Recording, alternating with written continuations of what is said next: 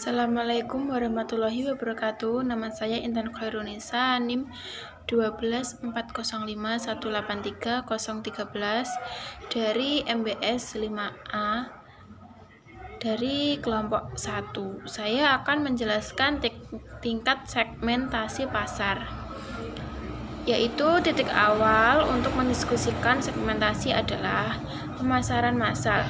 Dalam pemasaran massal, penjual melakukan produksi massal, distribusi massal, dan promosi massal dari suatu produk ke semua pembeli.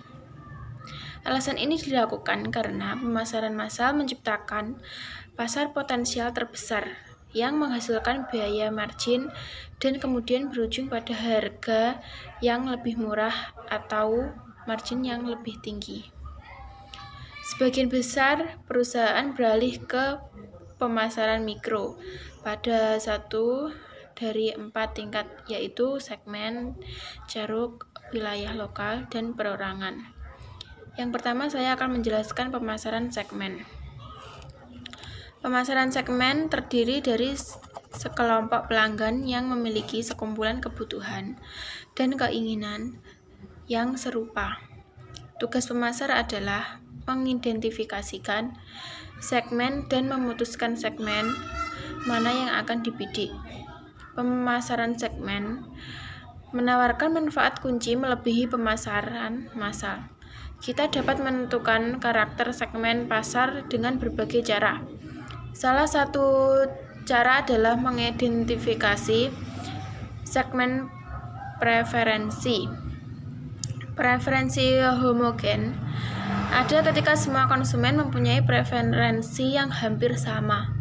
Pada sisi ekstrem lain, konsumen dengan preferensi terdifusi mempunyai preferensi yang sangat bervariasi. Yang kedua, saya akan menjelaskan pemasaran ceruk. Ceruk adalah kelompok pelanggan yang lebih sempit, mencari bauran manfaat yang berbeda. Seperti apakah ceruk yang menarik itu? Pelanggan mempunyai kumpulan kebutuhan yang berbeda. Mereka bersedia membayar lebih kepada perusahaan yang memuaskan mereka. Ceruk tidak besar, tetapi mempunyai ukuran laba dan pertumbuhan yang potensial dan tidak menarik bagi pesaing. Yang selanjutnya, saya akan menjelaskan pemasaran lokal. Sasaran memunculkan program pemasaran yang disesuaikan khusus untuk kebutuhan dan keinginan kelompok pelanggan di lokal di bidang perdagangan lingkungan sekitar bahkan perorangan. Perusahaan eceran seperti Starbucks, Costos, Trader Joe's, dan REI sangat berhasil karena berfokus pada inisiatif pemasaran lokal. Tetapi jenis perusahaan lain juga mulai bertindak. Pemasaran lokal mencerminkan tren yang sedang tumbuh, disebut pemasaran akar rumput. Kegiatan pemasaran berkonsentrasi untuk berada sedekat mungkin dan secara pribadi serelevan mungkin dengan pelanggan individu. Orang yang menyukai pemasaran lokal melihat iklan nasional sebagai sesuatu yang percuma karena terlalu jauh dan gagal menghantarkan kebutuhan lokal. Orang yang menentang pemasaran lokal berpendapat bahwa pemasaran lokal akan mengurangi skala keekonomisan dan memperbesar masalah logistik. Keseluruhan citra merek bisa larut jika produk dan pesan di wilayah berbeda dan juga berlainan. Terima kasih. Assalamualaikum warahmatullahi wabarakatuh. Saya Yuniar Dwi Pangestu, NIM 028. Yang nomor 4 adalah pemasaran individu. Tingkat segmentasi terakhir mengarah ke segmentasi 1, pemasaran yang disesuaikan. Sekarang, pelanggan mulai inisiatif yang lebih individual dalam menentukan apa yang ia beli.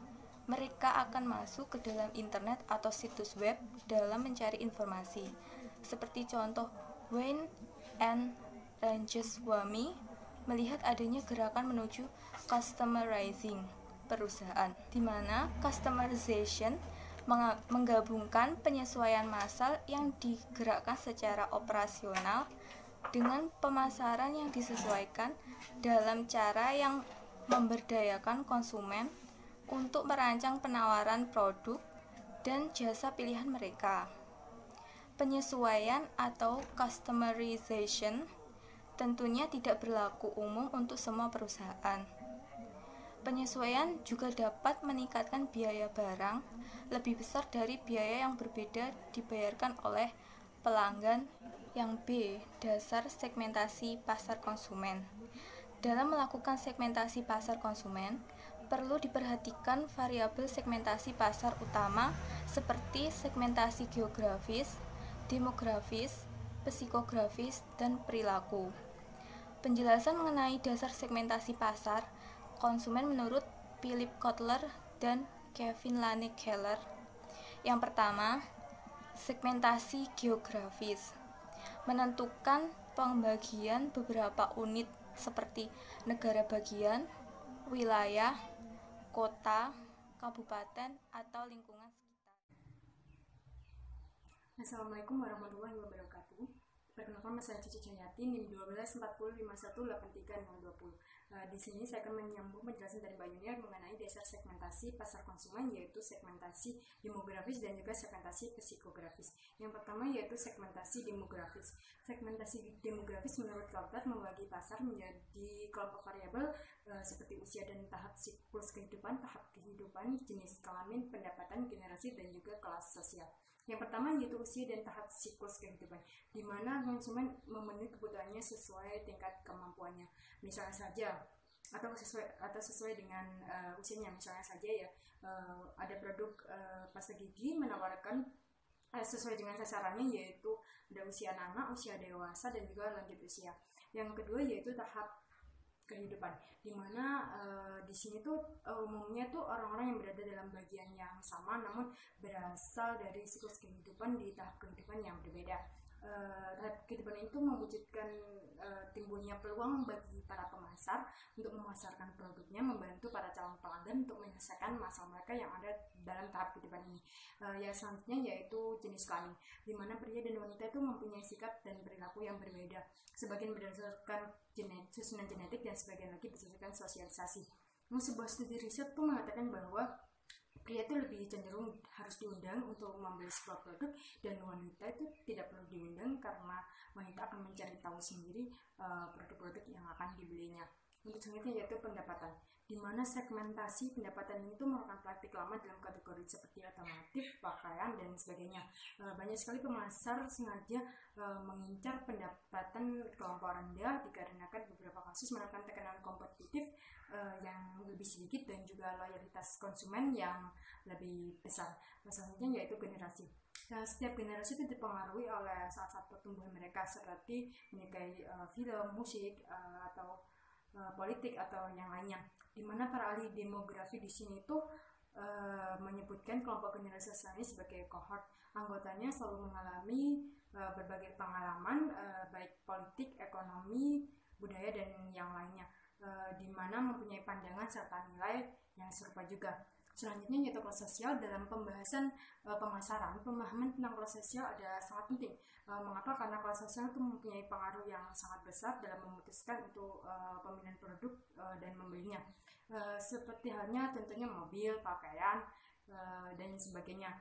Biasanya juga perusahaan itu lebih banyak memasarkan produknya terlebih dahulu merancangnya untuk dipasarkan di kelas sosial tertentu. Selanjutnya yaitu segmentasi psikografis, di mana psikografi ada ilmu untuk menggunakan teknologi psikologi dalam demografi guna lebih memahami konsumen lebih dalam lagi. Dalam segmentasi psikografis ini tuh pembeli tuh dibagi menjadi berbagai kelompok berdasarkan sifat atau kepribadian mereka, berdasarkan gaya hidup, dan juga berdasarkan nilai utama. Selanjutnya yaitu orang-orang di dalam kelompok demografi yang sama bisa memiliki profil psikologis yang berbeda. Salah satu sistem klasifikasi yang paling terkenal dan komersial berdasarkan pengukuran psikografis adalah kerangka kerja Sri Consulting Business Intelligence atau biasanya disebut SRIX BI FALS, di mana dimensi utama kerangka kerja dari FALS ini tuh ada dua, yaitu motivasi konsumen dimensi horizontal dan juga sumber daya konsumen dimensi vertikal. Skema segmentasi psikografi sendiri itu sering disesuaikan dengan budaya. Segmen ini tuh membagi masyarakat menjadi 10 segmen konsumen berdasarkan 2 orientasi hidup. Terima kasih. Selanjutnya akan disampaikan oleh teman saya. Sebelumnya, Assalamualaikum warahmatullahi wabarakatuh. Perkenalkan, nama saya Muhammad Fahri Jalansori, NIM 005 dari kelas MPS 5A. Di sini saya akan menjelaskan tentang dasar untuk segmentasi pasar bisnis. Kita menggunakan 2 kelompok variabel yang luas untuk mensegmentasikan pasar konsumen. Beberapa peneliti berusaha mendefinisikan segmen dengan melihat karakteristik deskriptif, geografis, demografis, dan psikografis. Lalu, mereka memeriksa apakah segmen pelanggan ini mempunyai kebutuhan atau respon produk yang berbeda. Peneliti lain berusaha mendefinisikan segmen dengan melihat pertimbangan perilaku, seperti respon konsumen terhadap manfaat atau alasan penggunaan. Apapun jenis skema segmentasi yang kita gunakan, kuncinya adalah menyesuaikan program pemasaran untuk mengenali perbedaan pelanggan. Yang kedua, penentuan target pasar. Ada banyak teknik statistik untuk mengetahui segmen pasar. Setelah perusahaan mengidentifikasi pulang segmen pasarnya, perusahaan harus memutuskan berapa banyak dan segmen pasar mana yang harus dibidik. Hal ini membuat sejumlah peneliti pasar mendukung pendekatan segmentasi pasar berdasarkan kebutuhan. Roger Best mengajukan 7 langkah pendekatan. Yang pertama, segmentasi pasar berdasarkan kebutuhan. Yang kedua, identifikasi segmen. Yang ketiga, daya tarik segmen. Dan yang keempat, profitabilitas segmen. Untuk penjelasan lebih lengkapnya, nanti bisa teman-teman baca di makalah. Yang selanjutnya, saya akan menjelaskan tentang kriteria segmentasi efektif. Tidak semua skema segmentasi bermanfaat. Misalnya, pembeli garam meja dapat dibagi menjadi pelanggan berambut pirang dan berambut merah. Tetapi warna rambut tidak relevan dengan pembelian garam yang sama setiap bulan. Percaya bahwa semua garam adalah sama dan hanya akan membayar satu harga untuk garam. Pasar ini dapat disegmentasikan secara minimal dari sudut pandang pemasaran. Agar bermanfaat, segmen pasar diurutkan berdasarkan 5 kriteria kunci. Yang pertama, terukur. Kedua, substansial.